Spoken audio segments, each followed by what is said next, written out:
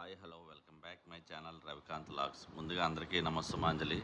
ఈరోజు మనం విజయనగరం కాళికామాత ఆలయానికి అయితే ముఖద్వారానికి చెప్పాను కదా నిన్న ఆ వీడియోలో అయితే పద్మరేఖలు అయితే తయారు చేస్తున్నాం బెల్ షేప్కి. చూడండి, అది మొత్తం అంతా స్కెచ్ చేసుకుని ఆ స్కెచ్కి మళ్ళీ అలా గీసుకుంటూ వెళ్తాము, తయారు చేసుకుంటూ వెళ్తామన్నమాట. పద్మరేఖలు చూసారా, బెల్ షేప్ మీద అలా గీస్తున్నాం రేఖలు మొత్తం సిమెంట్ అలా కట్ చేసుకుని వెళ్ళాలన్నమాట. స్కెచ్ గీసుకున్న తర్వాత ఇదిగోండి స్కెచ్ గీస్తున్నారు చూడండి మా వాడు.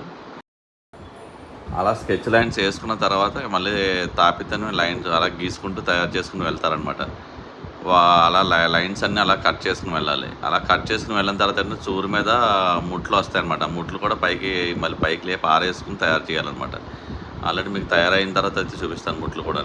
ఇవన్నీ అయితే గీస్తున్నాను చూడండి. మొత్తం అంతా ర్యాకులన్నీ వచ్చుకుని స్కెచ్ చేసుకున్నాం. తర్వాత లైన్స్ అలా తయారు చేసుకుంటూ ర్యాకులను తయారు చేసుకుంటూ వస్తున్నాం అనమాట.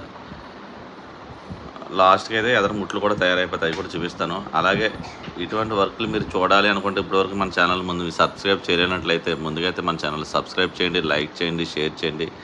బెల్ ఆల్ మార్క్ ప్రెస్ చేస్తే నేను చేసే వర్క్ అప్డేట్స్ అన్ని మీ వరకు అయితే రీచ్ అవుతాయి.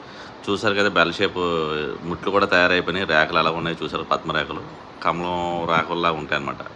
ఇది అమ్మవారి విగ్రహం. దీనికి ఫినిషింగ్ కూడా స్టార్ట్ చేస్తాను రేపు ఎల్లుండి నుంచి. అది కూడా మీకు వీడియో చేసి పెడతా ఉంటాను. ఇవన్నీ మీరు చూడాలి అనుకుంటే ముందుగా మన ఛానల్ సబ్స్క్రైబ్ చేయండి, లైక్ చేయండి, షేర్ చేయండి, బెల్ ఆల్ మార్క్ ప్రెస్ చేయండి. ఇటువంటి వర్క్స్ కానీ కావాలనుకుంటే నా నెంబర్ డిస్ప్లే పైన కాంటాక్ట్ చేయండి.